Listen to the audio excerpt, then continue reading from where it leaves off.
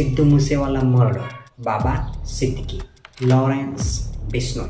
2022 में भी एक बार चर्चा में आ चुके हैं लॉरेंस बिश्नोई और 2024 में फिर एक बार यानी कि दूसरी बार चर्चा में आए हैं लॉरेंस बिश्नोई। लॉरेंस बिश्नोई का सिद्धू मूसेवाला से क्या लेना देना था? महाराष्ट्र के एक्स मिनिस्टर दाऊद इब्राहिम के बाद लॉरेंस बिश्नोई ये दूसरा बड़ा खतरा बन चुका है। एक कुख्यात गैंगस्टर है, 7 शूटर और 2000 से भी ज़्यादा लोगों का गोल्डी बराड़। कॉलेज पॉलिटिक्स में 11 से भी ज़्यादा मर्डर का सलमान खान है। हाँ, ये भारत का यही कल्चर है मिडिल क्लास और गरीब लोगों के लिए। हिरन सलमान खान गए नहीं थे और माफ़ी नहीं मांगी थी। लॉरेंस बिश्नोई धमकी ऑफ सलमान खान। लॉरेंस बिश्नोई है वो खालिस्तानियों से सख्त नफरत करता है। एक गैंग थी, चेतावनी देने के लिए आए थे कभी भी आपके पास टाइम है आप माफ़ी मांग लो, वरना हम आपको कहीं पे भी मार सकते हैं। मुंबई में एक मिनिस्टर होना एक बहुत बड़ी बात है। अब दाऊद इब्राहिम के कांटेक्ट में है, पाकिस्तान में रहे, नफरत करते हैं। सरकार और लॉरेंस बिश्नोई दोनों आपस में मिले हुए हैं, तो पैसे देते हैं। अच्छा, या कांग्रेस या आम आदमी पार्टी की बात करें तो कोई भी इस मुद्दे पे सवाल क्यों नहीं उठा रहा है? उसके पीछे का एक ही रीज़न है, सरकार को जो करना है वो नहीं कर रही है और जो नहीं करना है वो कर रही है। मैं टैक्स बढ़ा 29 मई 2022 और अक्टूबर 2024, इन दोनों में क्या लेना देना है? 29 मई 2022 सिद्धू मूसेवाला मर्डर और 2024 October murder of Maharashtra ex chief minister, यानी कि मुंबई में एक मिनिस्टर का मर्डर एक बहुत बड़ी बात होती है। सिद्दीकी, बाबा सिद्दीकी। अब आप सोचोगे इन दोनों में क्या लेना देना है? लेना देना है लॉरेंस बिश्नोई। 2022 में भी एक बार चर्चा में आ चुके हैं लॉरेंस बिश्नोई और 2024 में फिर एक बार यानी कि दूसरी बार चर्चा में आए हैं लॉरेंस बिश्नोई। तो आज के वीडियो में हम जानेंगे कि लॉरेंस बिश्नोई कौन है, लॉरेंस बिश्नोई का सिद्धू मूसेवाला से क्या लेना देना था, महाराष्ट्र के एक्स मिनिस्टर बाबा सिद्दीकी का क्या लेना देना था लॉरेंस बिश्नोई से। दाऊद इब्राहिम के बाद लॉरेंस बिश्नोई ये दूसरा बड़ा खतरा बन चुके हैं आज के वक्त भारत में। तो चलिए जानते हैं लॉरेंस बिश्नोई कौन है। लॉरेंस बिश्नोई आज के दिन सबसे कम एज के एक कुख्यात गैंगस्टर है। कहा जाता है कि पंजाब में 300 से ज़्यादा और उनकी गैंग में 700 से भी ज़्यादा शार्प शूटर और 2000 से भी ज़्यादा लोग काम करते हैं। लॉरेंस बिश्नोई अभी के वक्त गुजरात में अहमदाबाद में साबरमती जेल में बंद है और अभी उनकी टीम को चला रहा है गोल्डी बराड़। वो अभी कहा जाता है कि कनाडा में स्थायी है और वो कनाडा से इस पूरे गैंग को ऑपरेट कर रहा है। गोल्डी बराड़ का भी नाम आया था लॉरेंस बिश्नोई के मर्डर के वक्त और तभी लॉरेंस बिश्नोई ने भी जवाबदारी ली थी कि सिद्धू मूसेवाला का मर्डर मैंने और मेरी टीम ने एक प्लान के तहत किया है। साबरमती जेल में बैठे बैठे भी लॉरेंस बिश्नोई पूरी गैंग को ऑपरेट कर रहे हैं और गोल्डी बराड़ भी पूरी गैंग को कनाडा में बैठे बैठे ऑपरेट कर रहे हैं। लॉरेंस बिश्नोई का जन्म हरियाणा में हुआ था। उन्होंने गैंगस्टर बनने का सपना नहीं देखा था, उनको बनना पड़ा था अपनी मजबूरी में, ऐसा उन्होंने इंटरव्यू में बताया हुआ है। कहा जाता है कि जब कॉलेज पॉलिटिक्स में एंटर हुए थे तब उसके सामने जो खड़ा था उसके साथ उनकी कोई अनबन हुई थी। इसकी वजह से उन्होंने कॉलेज में ही अपना पहला मर्डर किया था और तब से वो जेल में थे। लेकिन उसके बाद छत्तीसगढ़ में 2010 से 2012 यानी कि 2 से 3 साल में उन्होंने 11 से भी ज़्यादा मर्डर किए। उसके बाद उसको एक खुफिया भारत का आतंकवादी बताया गया था, लेकिन फिर तब भी वो रुके नहीं। उसके बाद कई सारे उन्होंने सुपारी ली, कई सारे मर्डर किए और उसके साथ साथ कई सारे लोगों को सफाया भी किया। लेकिन वो सबसे ज़्यादा चर्चा में तब आए जब 2022 में 29 मई 2022 को सिद्धू मूसेवाला का मर्डर किया और कहा जाता है और कई सारे मीडिया और कई सारे रिपोर्ट में ये भी कहा जाता है कि उनका टारगेट अभी सबसे बड़ा सलमान खान है। तो क्या ये सच है? हाँ, ये सच है। सलमान खान ने 2017 में हिरण को मारा था और वो 2 से 3 दिन जेल में रहे थे, लेकिन 2 से 3 दिन बाद वो निकल गए क्योंकि वो पैसे वाले हो, बड़े लोग हैं, वो स्टार, इसलिए वो ज़्यादा दिन जेल में नहीं रहे। हाँ, ये भारत का यही कल्चर है, भारत में यही सब चलता है। आपके पास पैसे तो आप जो मर्जी करो वो कर सकते हो। रूल्स पैसे वालों के लिए नहीं है, वो सिर्फ मिडिल क्लास और गरीब लोगों के लिए है। लेकिन हिरण और लॉरेंस बिश्नोई का क्या लेना देना है वो भी है। लॉरेंस बिश्नोई जाट कम्युनिटी से आते हैं, बिश्नोई कम्युनिटी से आते हैं और बिश्नोइयों में हिरण को पूजा जाता है।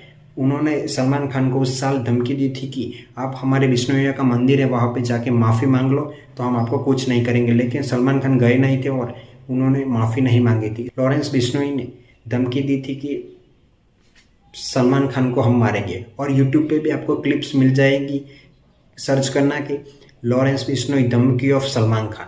उस क्लिप्स में मैंने भी देखा है कि लॉरेंस बिश्नोई पुलिस के सामने कहता है कि हम सलमान खान को मारेंगे तब आपको पता चल जाएगा और वो भी हम जोधपुर में ही मारेंगे, ऐसा भी उन्होंने कहा है। लेकिन बाबा सिद्दीकी का क्या लेना देना था इस कांड से, वो समझते हैं। लेकिन वो समझने से पहले हम समझते हैं कि सिद्धू मूसेवाला का मर्डर 2022 में क्यों किया गया था। सिद्धू मूसेवाला के मर्डर के पीछे ऐसा कहा जाता है कि सिद्धू मूसेवाला जो लॉरेंस बिश्नोई की विरोधी गैंग थी उसमें वो शामिल हुआ था और वो लॉरेंस बिश्नोई के खिलाफ खड़ा होने की कोशिश की थी। उसके साथ साथ वो खालिस्तानी भी था। अब यहाँ पे कहा जाता है कि लॉरेंस बिश्नोई है वो खालिस्तानियों से सख्त नफरत करता है और कहा जाता है कि लॉरेंस बिश्नोई से खालिस्तानी भी बहुत डरते हैं। तो वो खालिस्तानी सपोर्टर होने के लिए और लॉरेंस बिश्नोई की जो एंटी गैंग थी उसके सपोर्ट में था, इसलिए उन्होंने सिद्धू मूसेवाला को मौत के घाट उतारा था। ये भी लॉरेंस बिश्नोई ने क्लियर किया था अपने इंटरव्यू में।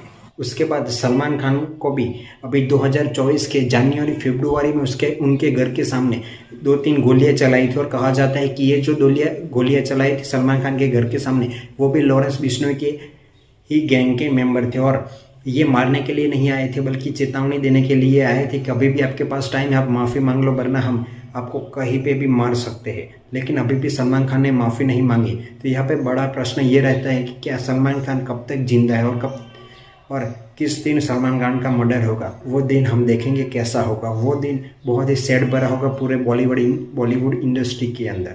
तो इसीलिए सिद्धू मूसेवाला का मर्डर किया गया था। चलो दूसरे पॉइंट पे आते हैं कि बाबा सिद्दीकी का क्या लेना देना है इस सिद्धू मूसेवाला, सलमान खान, बॉलीवुड और लॉरेंस बिश्नोई से। तो बाबा सिद्दीकी महाराष्ट्र के एक्स मिनिस्टर रह चुके हैं। मुंबई में एक मिनिस्टर होना एक बहुत बड़ी बात है अभी के वक्त। लेकिन उनका लेना देना सलमान खान और बॉलीवुड दोनों के साथ था। हाँ, वो सलमान खान को सपोर्ट कर रहे थे और अनऑफिशियली ऐसा भी कहा जाता है कि सलमान खान और बाबा सिद्दीकी जैसे लोग जो है वो दाऊद इब्राहिम के कंट्रोल में या फिर दाऊद इब्राहिम के कांटेक्ट में है। अभी दाऊद इब्राहिम कहा जाता है कि पाकिस्तान में रहता है और लॉरेंस बिश्नोई और दाऊद इब्राहिम दोनों एक दूसरे से कट्टर विरोधी है, एक दूसरे से नफरत करते हैं। और बाबा सिद्दीकी जो है वो सलमान खान से ज़्यादा ही नज़दीक थे और ज़्यादा ही नज़दीकियाँ और बढ़ा रहे थे, इसलिए उनका मर्डर किया गया, ऐसा उन्होंने एक्सेप्ट किया है लॉरेंस बिश्नोई ने। तो यहाँ पर देखने लायक बात अब ये रहेगी कि क्या सलमान खान का भी मर्डर किया जाएगा और वो किया जाएगा तो किस तरीके से और कहाँ किया जाएगा, ये भी देखने लायक दिन आने वाला है। मुझे लगता है कि ये मर्डर 100% होगा सलमान खान का, लेकिन हम भगवान से यही प्रार्थना करेंगे कि ये मर्डर ना हो और ये जो लॉरेंस बिश्नोई है वो एक है तो दोषी ही, तो उनको गुनहगार साबित कर दिया गया है। वो अभी जेल में है लेकिन उन पे कोई कार्यवाही नहीं हो रही है। तो मुझे लगता है कि सरकार और लॉरेंस बिश्नोई दोनों आपस में मिले हुए हैं। या फिर सलमान खान का मर्डर नहीं होता है तो समझ जाना कि सलमान खान और लॉरेंस बिश्नोई दोनों के बीच जो तकरार है वो सुलट गई और सलमान खान आए दिन लॉरेंस बिश्नोई को पैसे देते हैं, इसलिए उनका मर्डर नहीं किया, ऐसा समझ लेना। और भाजपा या कांग्रेस या आम आदमी पार्टी की बात करें तो कोई भी इस मुद्दे पे सवाल क्यों नहीं उठा रहा है, उसके पीछे का एक ही रीज़न है कि कोई भी सरकार हो उसको सभी लोगों की ज़रूरत पड़ती है, वो गुंडे हो, अच्छे हो, बिजनेसमैन हो, कोई भी हो, सिवाय गरीब और मिडिल क्लास। तो मेरा सरकार से यही अनुरोध है कि ऐसे गुंडे मवाली लोगों को सज़ा दी जाए और मिडिल क्लास और गरीब लोगों पे ध्यान दिया जाए और वो आगे बढ़े, ऐसा काम किया जाए। सरकार को जो करना है वो नहीं कर रही है और जो नहीं करना है वो कर रही है। भारत में अनएम्प्लॉयमेंट कितनी बढ़ रही है, भारत में इन्फ्लेशन कितना बढ़ रहा है, लेकिन सरकार उस पर ध्यान ही नहीं दे रही है, बल्कि और बढ़ावा देने के लिए कई सारी चीज़ों में टैक्स बढ़ा रहा है। 2024 के इस टैक्स को आप सभी ने देखा ही होगा, ये समझा ही होगा कि किन किन चीज़ों पे टैक्स बढ़ा और क्या क्या दिक्कतें आने वाली है मिडिल क्लास को और गरीब को।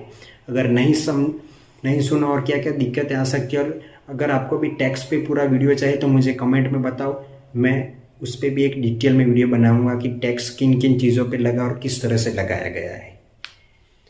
उसके पहले मेरा एक वीडियो आ चुका है अनएम्प्लॉयमेंट का, वो यहाँ पर दिख रहा होगा, तो जल्दी से क्लिक करो, नहीं सर्च करो और देख लो अनएम्प्लॉयमेंट एंड इन्फ्लेशन की वजह भारत में किस तरह से बढ़ रही है, और अनएम्प्लॉयमेंट और इन्फ्लेशन को हम कैसे कम कर सकते हैं उसका भी मैंने सॉल्यूशन इसी वीडियो में दिया है।